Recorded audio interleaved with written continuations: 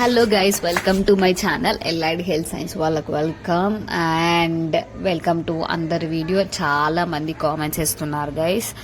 And ఏంటంటే మీరు scholarship గురించి చెప్పండి, రియంబర్స్మెంట్ గురించి చెప్పండి, స్కాలర్షిప్కి ఏమేమి కావాలి అని అయితే చాలా అడుగుతున్నారు. అండ్ ఏంటంటే చాలామంది మీరు ఏ ఇయర్ అని అడుగుతున్నారు. సో నేను BSc radiology present second year అనమాట. మార్చ్లో ఎగ్జామ్ రాసి I will be promoted to third year. అంటే రిజల్ట్స్ వచ్చినాక I will be promoted to third year. So నా ఎక్స్పీరియన్స్ అడుగుతున్నారు. సో డెఫినెట్గా నేను నా ఎక్స్పీరియన్స్ అండ్ చెప్తాను. అండ్ ఇంకా మీ కాలేజ్ ఏ టైంలో స్టార్ట్ అయిందని కూడా అడుగుతున్నారు. నేను అదంతా చెప్తాను. సో మన మెయిన్ వీడియో ఏంటంటే స్కాలర్షిప్ గురించి మాట్లాడదాం. ఏమేమి కావాలి స్కాలర్షిప్కి అనేది మనం మాట్లాడుకుందాం ఈ వీడియోలో. సో ఏంటంటే స్కాలర్షిప్కి ఏం కావాలంటే మీ సర్టిఫికేట్స్ అన్నీ కావాలి. స్పెషల్లీ ఇన్కమ్ సర్టిఫికేట్ కావాలి గైస్. మీరు ఇన్కమ్ సర్టిఫికేట్ కొత్తగా మీరు మీ సేవలో పోయి అప్లై చేసుకోవాలన్నమాట. అక్కడ ఇస్తారు మనకి ఇన్కమ్ సర్టిఫికేట్. సో అది ఇంకా మన మార్క్ మెమోస్ అవి ఉంటాయి కదా, అవి ఇన్ కేస్ కొంతమంది ఇంటర్లో తీసుకుంటారు కదా, ఇంటర్ నుంచి కూడా స్కాలర్షిప్ వస్తుంది అనమాట. సో మీరు అప్పుడు ఏమేమి సర్టిఫికేట్స్ తీసుకున్నారో అదే. కానీ ఇప్పుడు కొత్తగా మనం ఏమి యాడ్ చేయాలంటే మన ఇంటర్ మార్క్స్ మేము ఇంటర్ బోనఫైడ్ యాడ్ చేసుకోవాలి. ఇంకోటి ఏంటంటే పాస్బుక్ కావాలన్నమాట. మనకి ఏదైనా ఒక బ్యాంక్లో అకౌంట్ ఉండాలి, మన పాస్బుక్ ఉండాలి. సో ఇది అన్నమాట ప్రాసెస్. సో మీరైతే ఇప్పుడు ఇది ప్రాసెస్ మీరు చూసారు కదా. ఇక్కడికి వచ్చినాక ఏం కావాలి, ప్రాసెస్ ఏంటిదంటే మీకు ఒక బోనఫైడ్ అనేది కావాలి గైస్. ఏంటంటే ఒక బోనఫైడ్ కావాలి. అది కూడా కాలేజ్ వాళ్ళు ఇస్తారు ఆ బోనఫైడ్. మీరు ఆ బోనఫైడ్ కావాలి. ఇప్పుడు మీకు క్లాసెస్ ఇంకా స్టార్ట్ కాలేదు కదా, కౌన్సిలింగ్ ప్రాసెస్ అనేది అవుతుంది. సో ఇప్పుడు మీరు ఏం చేయాలంటే కొంచెం కొన్ని రోజులు ఆగాలి. మీ క్లాసెస్ స్టార్ట్ అయ్యే వరకు ఆగాలి.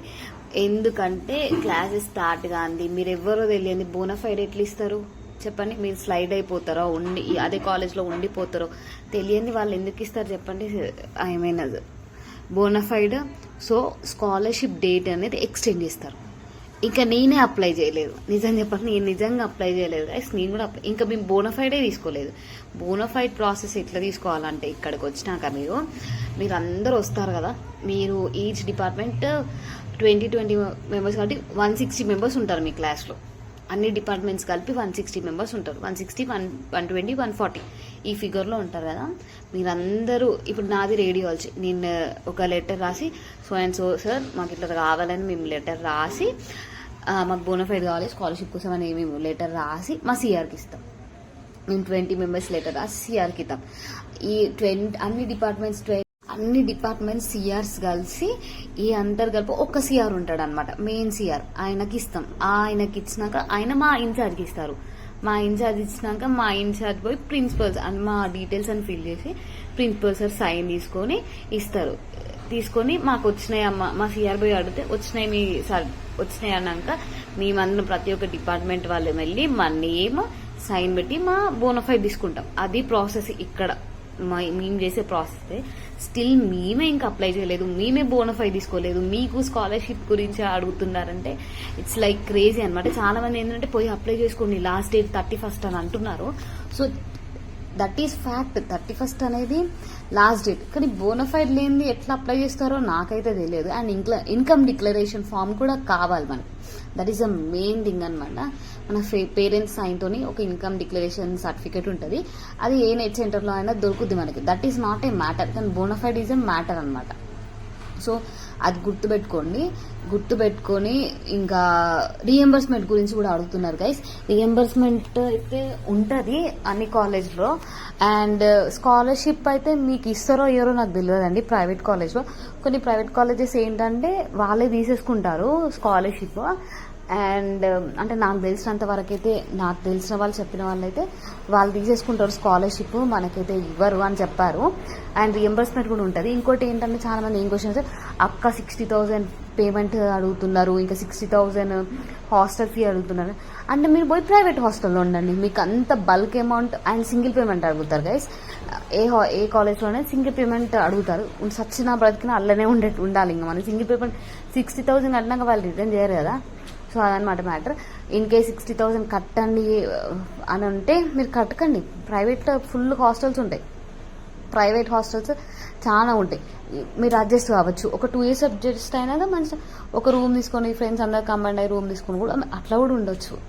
ఫస్ట్ అయితే మీరు ఇక్కడికి వచ్చి మీ ఈ ఎన్వైర్న్మెంట్కి అడ్జస్ట్ అయ్యి సర్వైవ్ కావాలి కదా. సో మీరు ఇప్పుడే హాస్టల్స్ గురించి ఇంత బల్క్ అమౌంట్ అంత బల్క్ అమౌంట్ అని అనకండి, ఎందుకంటే ఇది లైఫ్ అండ్ డెత్ మ్యాటర్ అనమాట. ఒక కాలేజ్ వచ్చింది మనం జాయిన్ కావాలి అంటే ఇంకా అది లైఫ్ అండ్ డెత్ మ్యాటర్. ఇది లాస్టింగ్ కదా, ఎందుకంటే గవర్నమెంట్లో సీట్స్ తక్కువ ఉన్నాయి కదా, మనం ఏం చేయలేం. ప్రైవేట్ కాలేజ్లో వస్తే పోయి ఫీ కట్టడం తప్ప ఏం చేసేది లేదు గైస్, నిజం చెప్తున్నాను.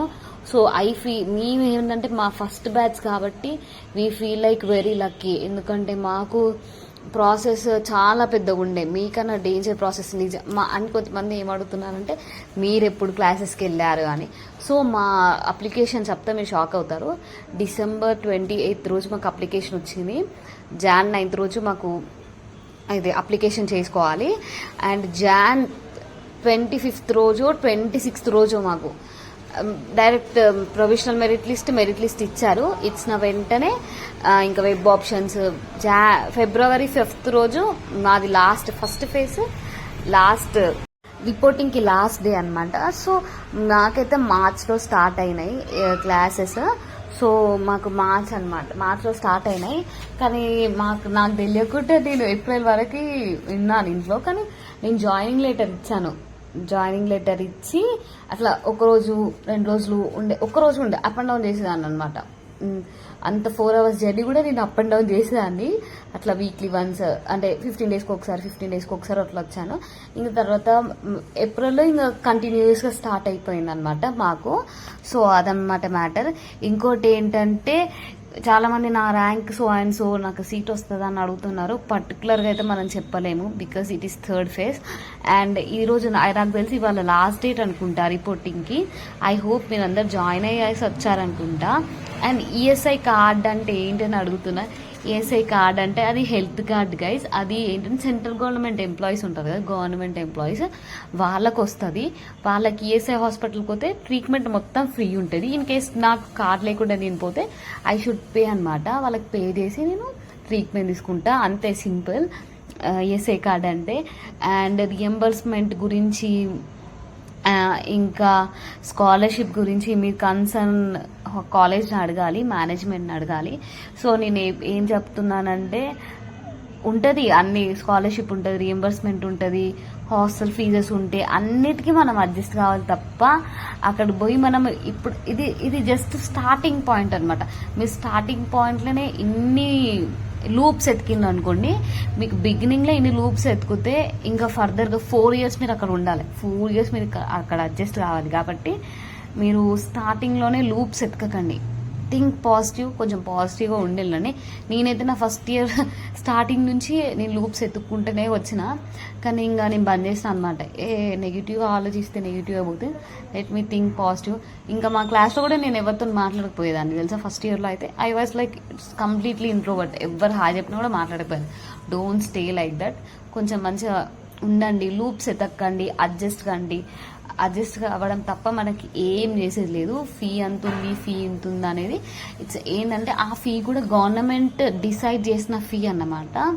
అది వాళ్ళ పర్సనల్ ఫీ అయితే కాదు, అంటే కాలేజ్ మేనేజ్మెంట్ ఫీ కాదు, అది కాలేజీ యూనివర్సిటీ గైడ్లైన్స్ ప్రకారం ఆ కాలేజ్లో అంత ఫీ అదన్నమాట. వాళ్ళు పర్సనల్గా డిసైడ్ చేసే ఫీ, అంటే మేనేజ్మెంట్ డిసైడ్ చేసే ఫీ మాత్రం ఇంకా అది కొంచెం ఎబో ఉంటుంది అనమాట.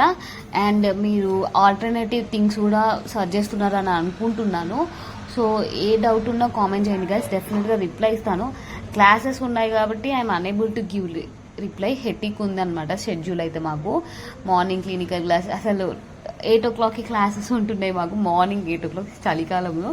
సో అంటే అర్థం చేసుకోండి, అందుకే రిప్లై ఇస్తలేను, లేకపోతే పక్కా రిప్లై ఇస్తాను. అండ్ ఇంకోటి ఏంటంటే కోర్స్ నచ్చలేదని ఐ హోప్ అందరు జాయిన్ అయినారు అనుకుంటాను. థర్డ్ ఫేజ్ కూడా వస్తుంది, అండ్ నాట్ జాయిన్ లెటర్ వస్తుంది, నాట్ జాయిన్ లిస్ట్ వస్తుంది, థర్డ్ ఫేజ్ ఉంది, మనకు ఫ్రీ ఎగ్జిట్ ఉంది, అన్నీ ఉన్నాయి, అన్ని రౌండ్స్ ఉన్నాయి. సో మీరు టెన్షన్ పడకండి, ఇంట్లో వాళ్ళని టెన్షన్ పెట్టకండి. ఇన్ కేస్ మీకు ఏదైనా నచ్చని కాలేజ్ రాకపోతే don't join there. So bye guys, that's it. Like చేయండి, షేర్ చేయండి, సబ్స్క్రైబ్ చేయండి. ఏ డౌట్ ఉన్నా కామెంట్ చేయండి, definitely I will give reply guys. So ఏ కాలేజ్లో వచ్చినా జాయిన్ కండి, ఎంజాయ్ చేయండి. కాలేజ్ లైఫ్ మళ్ళీ రాదు కదా. So go on with the process. And book list కూడా అడుగుతున్నారు, హెల్ప్ చేయండి అంటే ఎట్లా చదవాలో కూడా నేను చెప్తాను further videos. Bye guys, take care and good night.